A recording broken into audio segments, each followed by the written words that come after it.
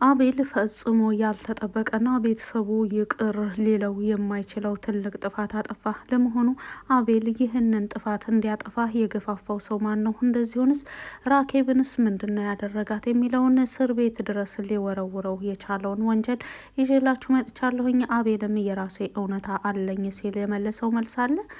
ለመሆኑ አቤል የያዘው እውነታስ ያወጣዋል ወይስ አያወጣውም የሚለውንም እንደዚሁም አቶ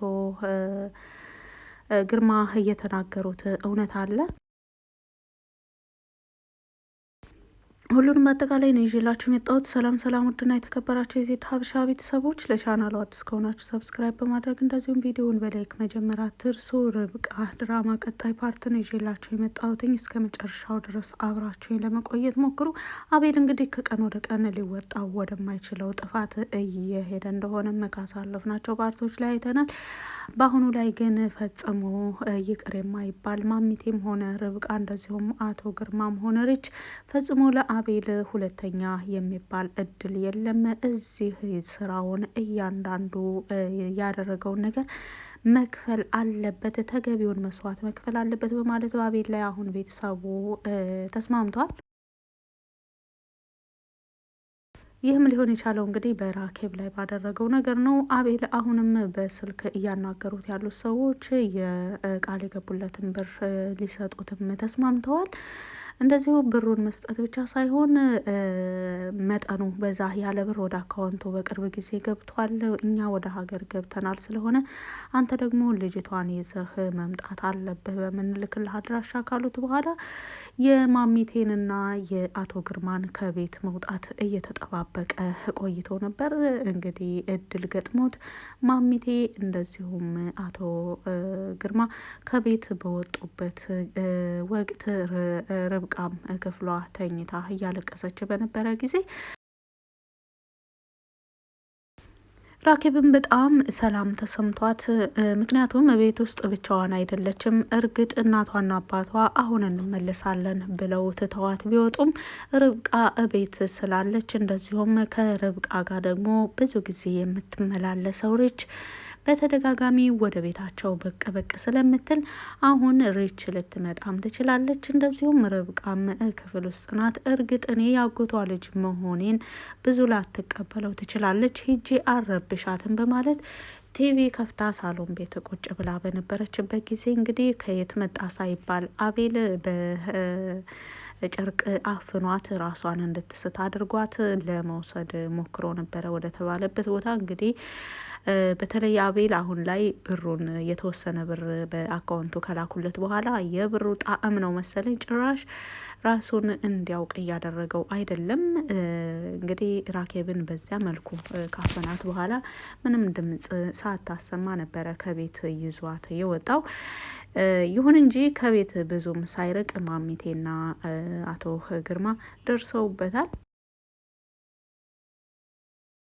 አቤል በዚህን ስራው ከቀጠለ ፈጽሞ ወዳልተጠበቀ ቦታ እንደሚሄድና ለቤተሰቡ በጣም ስጋት እየሆነ ለቤተሰቡ ብቻ ሳይሆን ለራሱም ስጋት መሆኑን በማወቅ ራኬብን እንደምንም ከአቤል ካስጣሉ በኋላ ከማሚቴ ጋር ድምጻቸውን ከፍ አድርገው ሳሎን ቤት ራኬብ ራሷን ስታ ነው እንግዲህ ከአቤል ቀምተው ያመጧት። ራኬብን ራሷን ስታ እንደዛ ወድቃ ለራሱ ሳሎን እዛው ሶፋ ላይ አስተኝተዋት እነሱ እየተነጋገሩ ነበረ። ይህን ልጅ ምን ማድረግ አለብን? ይችኛዋን ሲጨርስ እኮ ያችኛዋንም መሸጡ አይቀርም፣ ፈጽሞ የቤተሰብ አባል ነው፣ ምንድን ነው እያለ እያመዛዘነ አይደለም፣ የጤናው ሁኔታ ለራሱ ትክክል አይመስልም በማለት እርስ በራሳቸው ሲነጋገሩ አቶ ግርማ ጤናው ምንም አልሆነም፣ ጤነኛ ነው፣ እኔ በተደጋጋሚ ከሱ ጋር ተከራክሬም ሆነ ተነጋግሬ አውቃለሁ፣ ምንም አይነት የጤና ችግር የለበትም፣ ነገር ግን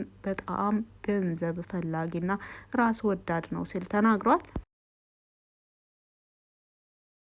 ስለዚህ እንደምንም ብላ ራኬብ ስትነቃ ከመጀመሪያ ጀምሮ ከአቤል ጋር እንዴት እንደተገናኘችና ከአሁን በፊት ያደረገባትን እያንዳንዱ በደል ሁሉንም ነገር በግልጽ ታስረዳን። ከዛ በኋላ ከሷ ማስረጃ ከያዝን በኋላ አቤልን መክሰስ እንችላለን። ለዚህ ነገር ግን ርብቃን ፈቃደኛ መሆን አለመሆኗን ማጣራት አለብን በማለት ርብቃንም ወደ ሳሎን ቤት ጠርተው በዚህ ዙሪያ ላይ ሲያናግሯት ነበረ።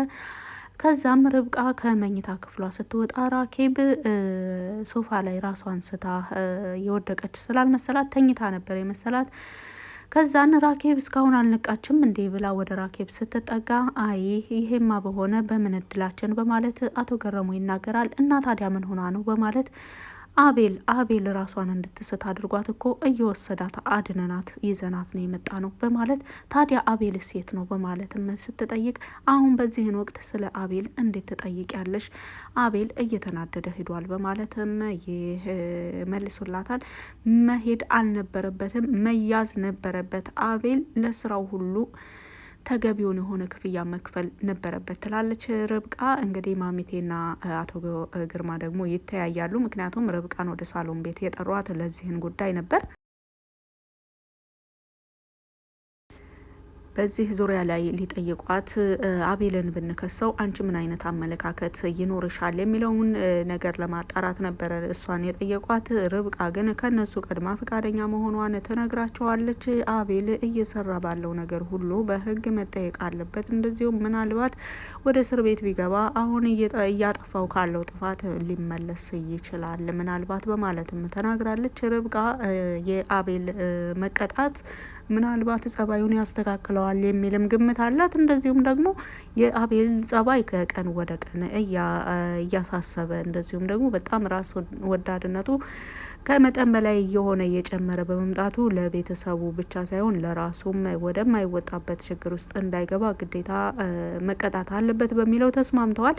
ከተስማሙም በኋላ ነው እንግዲህ አቤል አሁንም ተመልሶ ይህንን ስራውን ፈጽሞ ሊያቆም እንደማይፈልግ ከተናገረ በኋላ የተለያየ መረጃ አሰባስበው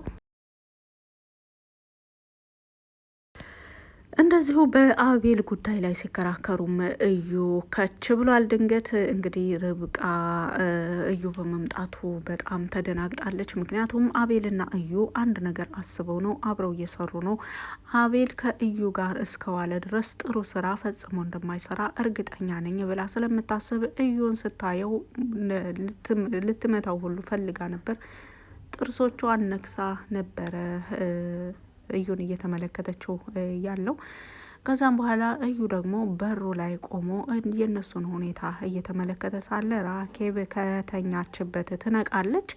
ራኬብ ከተኛችበት ቀጥ ብላ ስታይ እዩ በር ላይ ቆሞ እነሱ ደግሞ እየተነጋገሩ ስታያቸው እዩ እሷን ሊወስድ መጥቶ እሱን አትግባ እያሉት ሁሉ መስሏት ተደናግጣ ነበረ።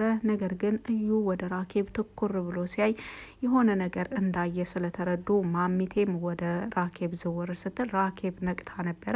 ማሚቴ ልጄ ብላ ወደ ራኬብ እየሮጠች ስትሄድ የራኬብ ሙሉ ለሙሉ መንቃቷን ቼክ ካደረጉ በኋላ እዩን ውጣ ይሉታል።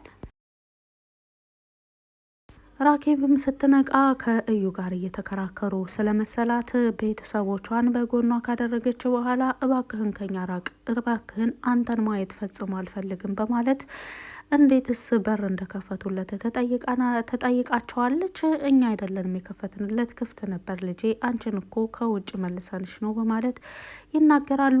ግን ምን ሆኜ ነው? እኔ እኮ አቤል ሲመጣ ትዝ ይለኛል፣ ከዛ በኋላ ግን የተፈጠረውን ነገር ትዝ ማይለኝ በማለት አይ ምንም አይደለም ምንም አይደለም በማለት በተደጋጋሚ ራኬብን ያረጋጓታል። ራኬብም በሆነው ነገር ግራ ስለተጋባች የርብቃም ሁኔታ በጣም ግራ ስላጋባት፣ ምክንያቱም ርብቃ ካሁን በፊት እዩን የምታውቀው አይመስላትም ነበረ።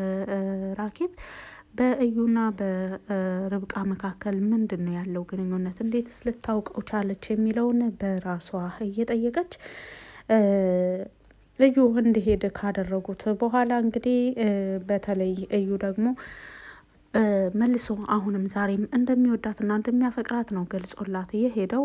እውነት ይሄ ሰው ተጸጽቶ እውነት ልቡን ለፍቅር ሰጥቶ ነው ወይስ አሁንም ልጠቀምባት ብሎ ነው በማለት እየተናደደች ወደ ክፍሏ ትመልሳለች ርብቃ።